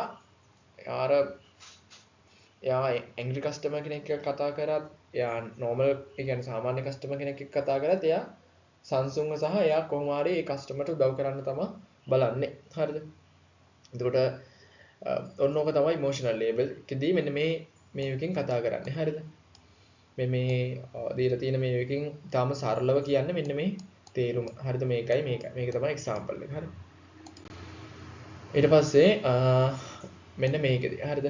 එතකොට මෙන්න මේ එකකින් මේ තියෙන මේ එක මේකේ සරල තේරුම තමයි මේ යටින් තියෙන්නේ. හරිද? එතකොට ඒකෙදි කියනවා emotional labor is the management of feeling to create a publicly observable facial and bodily display. හරිද? එතකොට මෙන්න මෙයා කියන එක නා. හරිද? Hochschild කියන එක නා emotional labor කියලා කියන්නේ management of feeling. හරිද? කොහොමද කියන්නේ අපි feelings කියන ඒවා අපේ හැඟීම් කොහොමද පාලනය කරගන්නේ? ඒ කියන්නේ අපේ මූණින් වෙන්න පුළුවන්, අපේ බොඩි එකකින් වෙන්න පුළුවන්. කොහොමද අපි ඒවා පාලනය කරගෙන වැඩ කරන්නේ? හරිද? emotional labor කියන එක. හරිද? It is common requirement in many service jobs. මේ service job වලට තමයි මෙන්න මේ emotional labor කියන එක ගොඩක් මේ වෙන්නේ. හරිද? මොනවද? waiters, secretaries, fast food workers, call center workers, nurses අර කලින් කිව්වා වගේ එකටෙන් තමයි මේක ගොඩක් මේ emotional labor කියන එක ඕන වෙන්නේ. හරිද? ඒ වගේම කියනවා many service workers are required to manage their emotions in order to meet the expectation of their managers and customers. හරිද? එතකොට මෙතෙන්දී වෙන මේ කියනවා managerial prescribed. හරිද? සමහර විට අර management එක තමයි management එකේ සහ customers ලගේ expectation achieve කරගන්න තමයි මෙන්න මේ workersලා. හරිද? workersලා මෙන්න මෙහෙම ඒ කට්ටියන්ගේ feelings නැත්තම් emotions management කරගන්න ඕන. හරිද? කට්ටියන්ගේ emotions manage කරගන්න ඕන. මෙන්න මේ ඒ කියන්නේ managers ලගේ customers ලගේ expectation තියෙනවනේ. නැත්තම් management එක prescribe කරන නියම කරපු. හරිද? කට්ටිය මෙන්න මෙහෙම ඔයාලා හැසිරෙන්න ඕන. customer තරහ customer කෙනෙක් කතා කරා හොඳ ඒ කියන්නේ normal customer කෙනෙක් කතා කරත් ඔයාලා මෙහෙමයි ඒ කට්ටියත් එක්ක කටයුතු කරන්න ඕන. හරිද? මොකද ඒ කට්ටිය ඔයාට බැනගෙන ගියොත් ඔයාට බැන්නොත් මොකක් හරි කිව්වොත් එතනින් දැන් හිතන්නකෝ ඩයලොග් එකේ කියලා ඩයලොග් එකේ කවුරු හරි ඔයාට බැන්නොත් ඔයා මොකද කරන්නේ? SIM එකත් අයින් කරලා දාන්න ඕනේ. එතනින් එයා ඒ කට්ටියන්ගේ ඒ කියන්නේ කම්පැනිට ලොකු ඉම්පැක්ට් එකක් වෙනවා. මොකද ඒ කට්ටිය මිනිස්සුන්ගේ emotions feelings එක්කනේ ගොඩක් කටයුතු කරන්නේ. එතකොට ඒ කට්ටියන්ගේ job එකට ලොකු බලපෑමක් වෙනවා. හරිද? ඒක තමයි කියන්නේ මේ ඒ කට්ටිය කටයුතු කරන්න ඕන මෙන්න මේ managers ලගේ සහ customers ලගේ expectation මේ වෙන්න. හරිද? This can be difficult especially when dealing with difficult customers or stressful situation. හරිද? එතකොට මේක සමහර විට stressful වෙන්න පුළුවන්. ඒ වගේම අමාරු දෙයක් වෙන්න පුළුවන් මෙහිම කස්ටමර්ස් ලක ඩීල් වෙන්න. හරිද? ඒතර ඔන්න ඔය ටික තමයි මෙන්න මේ සෙන්ටෙන්ස් එකෙන් මේ තියෙන එකෙන් සරලව කියන්නේ මෙන්න මේ එක. හරිද? ඒක පැහැදිලිනේ. ඊට පස්සේ ඊළඟ තමයි මේ switch on smile. හරිද? මෙතනදී මේ switch on smile කියලා කියන්නේ මෙහෙම එකක්. හරිද? Service workers to put on a happy face even when they are feeling stressed or overworked or frustrated. හරිද? ඒ කියලා කියන්නේ මෙන්න මේ හරිද මේ emotional labours නැත්නම් workers ලා ඒ කට්ටිය හැම වෙලේම සතුටු මූණෙන් තමයි ඉන්නේ. ඒ කියන්නේ මතු පිටින් ඒ කට්ටිය සතුටුයි. හරි. ඒ කට්ටිය කොච්චර ස්ට්‍රෙස් එකක හිටියත් කොච්චර වැඩ තිබුණත් ඒ කට්ටිය සමහර විට කලකිරලා වෙන්න පුළුවන් ඉන්නේ.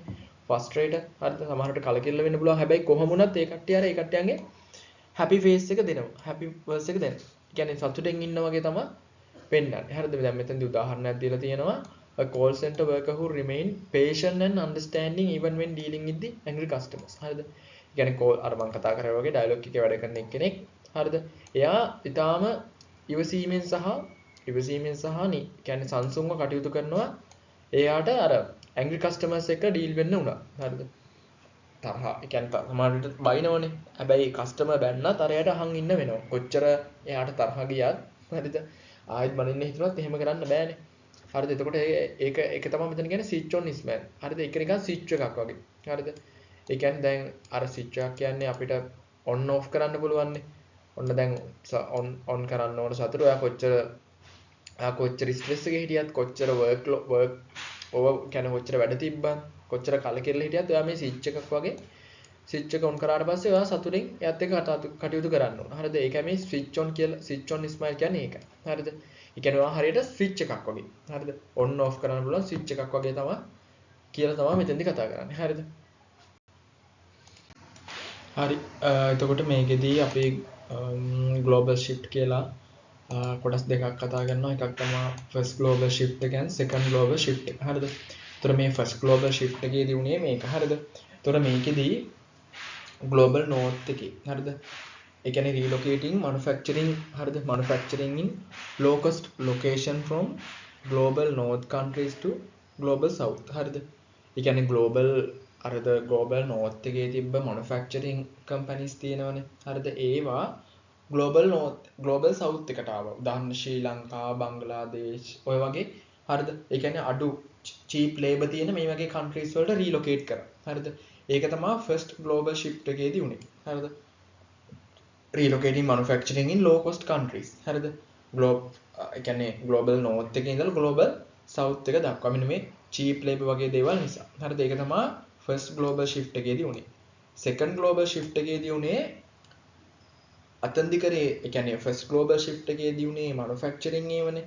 මේකදී උනේ relocation of service facilities. හරිද? ඒ කියන්නේ service facilities තමයි අර low cost locations වලට shift කරේ. හරිද? ඒ කියන්නේ global north එකේ ඉඳලා global south එකට. හරිද? ඒ කියන්නේ මේකදී උනේ manufacturing, මේකදී උනේ services උත් අර service කියන ඒවා global south එකට ආවා. හරිද? මොකද cheap labor හරිද? ඒ වගේ අර cost එක low නිසා. හරිද? ඒක තමයි මේ මෙතනදී first global shift and second global shift කියලා කතා කරන්නේ. හරිද? ඊට පස්සේ මේකදී හරිද? jobs that have been sent offshore from the global north. හරිද? කියන්නේ මොන වගේ jobs ද? ඒ කියන්නේ මොන වගේ job ද වෙන කියන්නේ අපි කියන global south එකට මොන වගේ ඒවද යවලා තියෙන්නේ. හරිද? මොන වගේ රැකියාවල්ද මෙන්න මේවා යවලා තියෙන්නේ මෙන්න මේ low cost එක නිසා. හරිද? ඒතර මේ customer facing කියනවා customer facing jobs මෙතන තියෙනවා back office jobs කියලා. හරිද? ඒතර මේ customer facing jobs කියලා කියන්නේ මෙන්න මේවා customers ලත් එක්ක directly හරිද? ඒ කට්ටියත් එක්ක directly involve වෙන්න ඕනේ ඒවා. හරිද? මොකද ඒ කට්ටියත් එක්ක interact වෙන්න ඕන directly. හරිද? customer facing jobs කියන්නේ මේ වගේ දේවල්. උදාහරණයක් ගත්තොත් customer services, call center වගේ දේවල්. හරිද? ඒවා customers ලත් එක්ක directlyම මේ කටයුතු කරන්න ඕනේ. හරිද? ඒතර මෙතනදී back office jobs කියලා කියන්නේ මේ වගේ jobs ඒවා අර customers ලත් එක්ක තියෙන direct ඒ කියන්නේ directly සහ ඒ කියන්නේ directly interact වෙන ගතිය අඩ නැහැ. හරිද? ඒක තමයි back office jobs කියලා කියන්නේ. හරිද? business service, accounting and finance. එතකොට accounting and finance කියන ඒවා මේ customer service call centers වගේ අර customers ලත් එක්ක directly හරිද? directly යන jobs නෙවෙයි. ඒකයි මෙතන customer facing jobs සහ back office jobs කියලා කියන්නේ. හරිද? එතකොට මෙන්න මේවා තමයි හරිද jobs that have been sent offshore. හරිද? අනිත් රටවල් වලට යවලා තියෙන්නේ මේ global north එකේ ඉඳලා.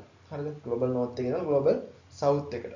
customer facing jobs සහ back office jobs. හරිද? එතකොට මේවා customers වත් එක්ක directly සම්බන්ධ වෙනවා. මේවා customers එක්ක directly සම්බන්ධ වෙන්නේ නැහැ.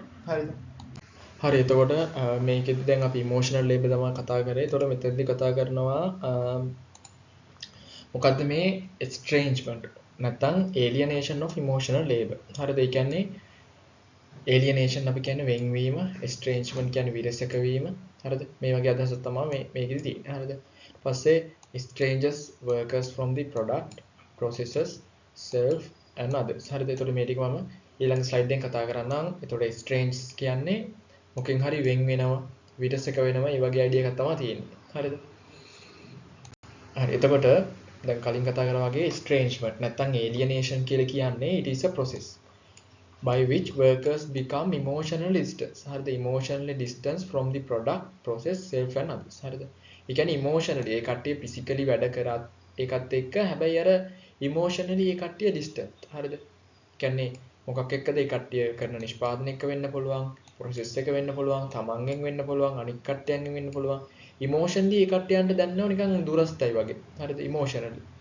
ඒකට තමයි අපි කියන්නේ alienation කියලා. හරිද? workers become emotionally distant. හරිද?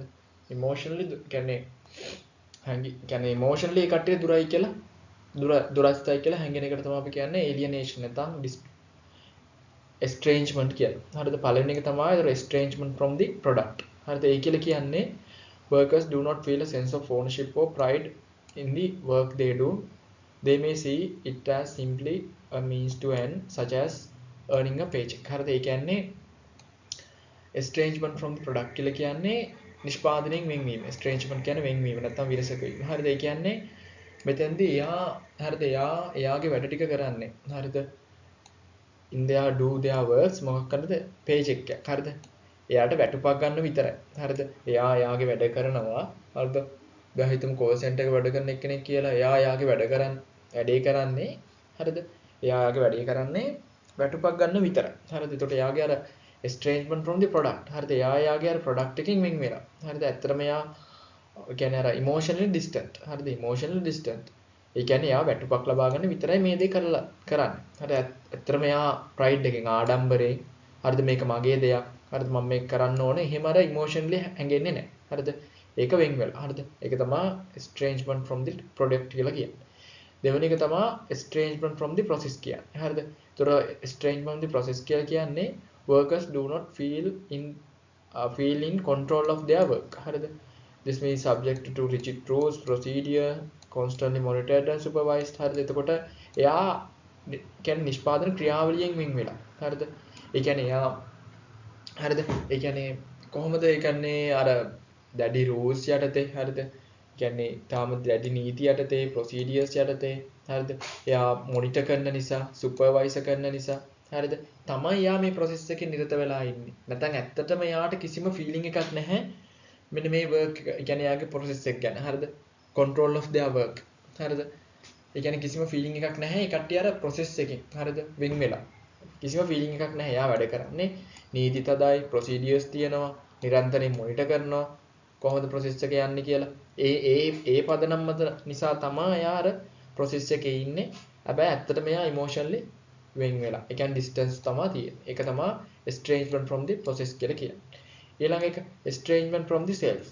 ඒ කියන්නේ තමන්ගෙන් වෙන්වීම නැත්නම් තමන්ගෙන් විරසක වීම. හරිද? ඒ කියන්නේ workers feel like they have put on a fake persons at work.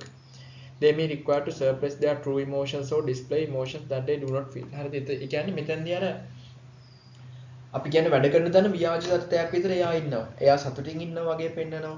හැබැයි ඇත්තටම එයාට එහෙම සතුටක් නැහැ. හරිද? එයා හැම වෙලෙම hina වෙලා ඉන්නවා. හැබැයි ඇත්තටම එයාගේ හරිද? ඇත්තටම suppress their true emotions. ඇත්තටම එයා ඉන්නේ දුකෙන්. හැබැයි එයා display කරනව නේද?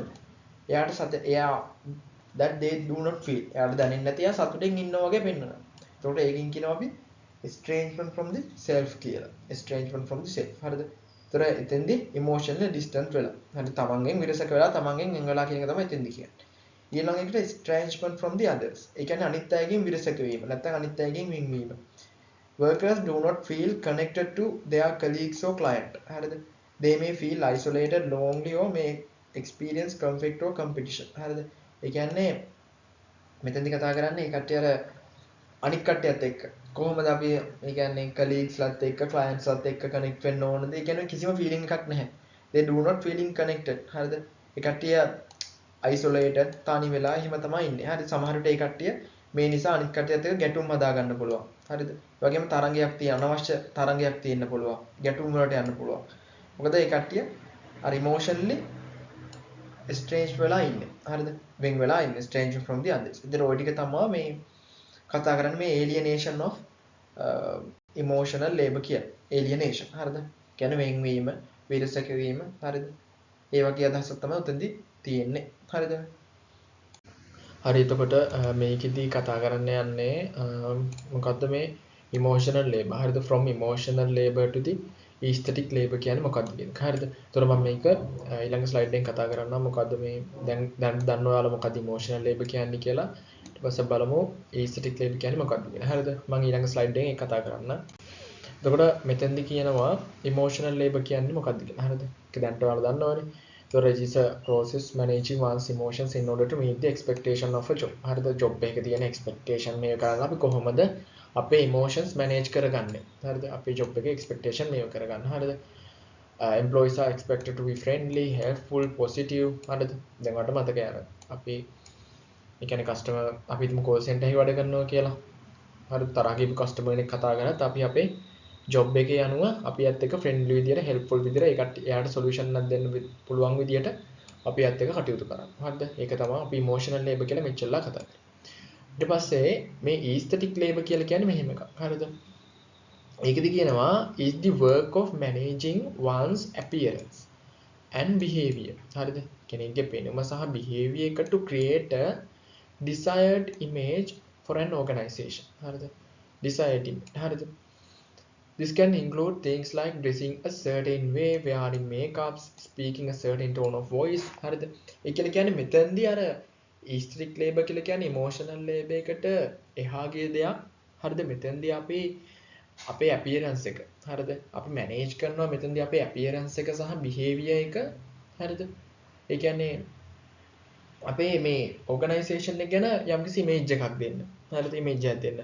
දැන් උදාහරණයක් විදිහට ගත්තොත් ලස්සනට අපි ඩ්‍රෙස් එක අපේ ඩ්‍රෙස් එක හරිද ඒ වගේම මේකප් දාන එක හරිද මේකප් දාලා ලස්සනට ඊට වගේම ඒ වගේම අපි කොහොමද අපි අපේ කස්ටමර්ස්ලට අපේ කතා කරන්නේ හරිද ටෝන් ඔෆ් වොයිස් එක මොන වගේ ටෝන් එකකින්ද අපි කතා කරන්නේ හරිද සමහර විට කස්ටමර්ස්ලා يعني කටහඬ අහන්නම කතා කරන අර ඒ වගේ ලස්සන කටහඬ හරිද කතා කරන විදිය හරිද කට්ටිය ඩ්‍රෙස් කරන විදිය හරිද මෙන්න මේ වගේ එකක් තමයි අපි කියන්නේ ඊස්තටික් ලේබර් කියලා හරිද work of managing one's appearance හරිද appearance එක සහ behavior කොහොමද අපි manage කරන්නේ to create a desired image for an organization හරිද ඕක තමයි අපි කියන්නේ aesthetic labor කියලා හරිද එතකොට මේකට example එකක් කිව්වොත් මේක තේරුම් ගයි තව හරිද ඒතර මේකෙදි කියනවා for example a waitress at high end restaurant is expected to dress in a certain way හරිද එතකොට restaurant එකක වැඩ කරන waiter කෙනෙක් හරිද එතකොට යාට එක්තරා විදියක ඩ්‍රෙස් කෝඩ් එකක් තියෙනවා. මෙන්න මේ විදිහට තමයි අඳින්න ඕන. හරිද? එතෙන්දී ඔයාලට මේකප් දාන්න පුළුවන්. ඒ වගේම පොලයිට් වෙන්න ඕන. ඒ වගේම රෙස්පෙක්ට් කරන්න ඕන කස්ටමර්ස්ලට. This is an example of aesthetic labor because the waitress is managing her appearance. හරිද?